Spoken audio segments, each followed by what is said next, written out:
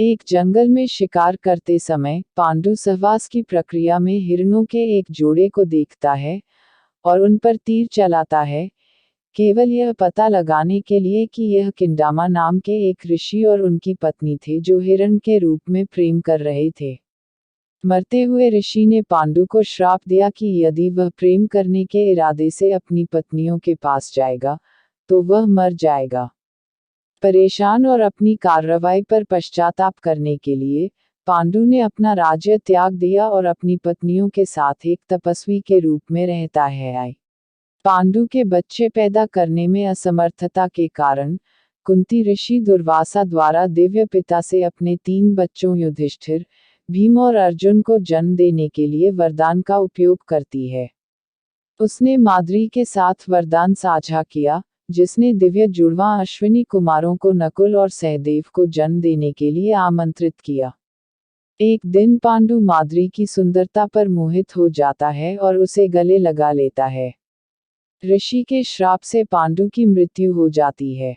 देख में कि उसके पति की मृत्यु हो गई, माद्री ने अपने बच्चों को कुंती को सौंपने से पहले आत्महत्या कर ली।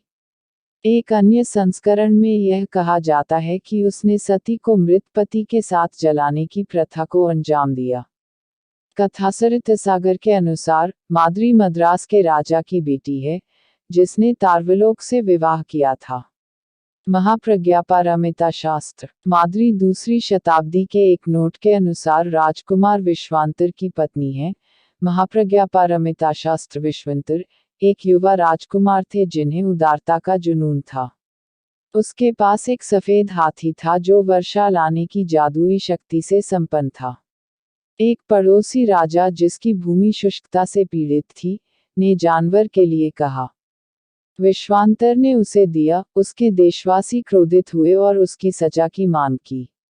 उदार राजकुमार को अपनी पत्नी माद्री के साथ निर्वासन में जाना पड़ा, जो अपने निर्वासन और अपने 2 बच्चों जालिन और कृष्णा को साझा करना चाहते थे। बौद्ध धर्म में महायान महाप्रज्ञापारमिता शास्त्र माद्री 2री शताब्दी के एक नोट के अनुसार राजकुमार विश्वांतर की पत्नी है।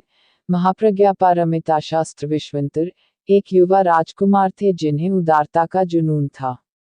उसके पास एक सफेद हाथी था जो वर्षा लाने की जादुई शक्ति से संपन्न था। एक पड़ोसी राजा जिसकी भूमि शुष्कता से पीड़ित थी, ने जानवर के लिए कहा। विश्वांतर ने उसे दिया। उसके देशवासी क्रोधित हुए और उसकी सजा की मांग की।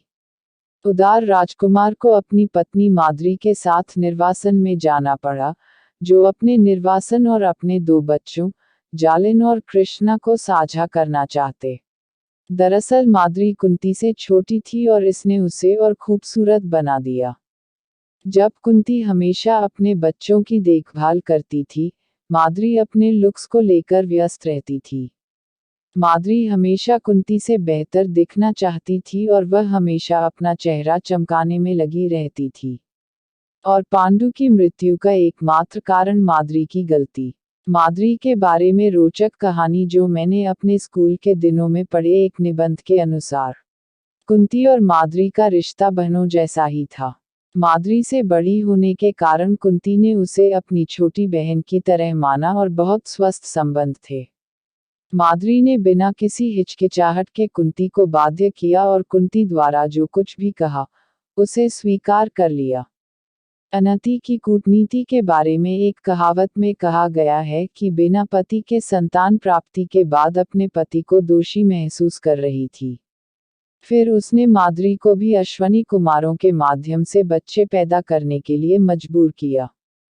कर्ण के बारे में सच न बताने में कुंती ने वही कूटनीति निभाई।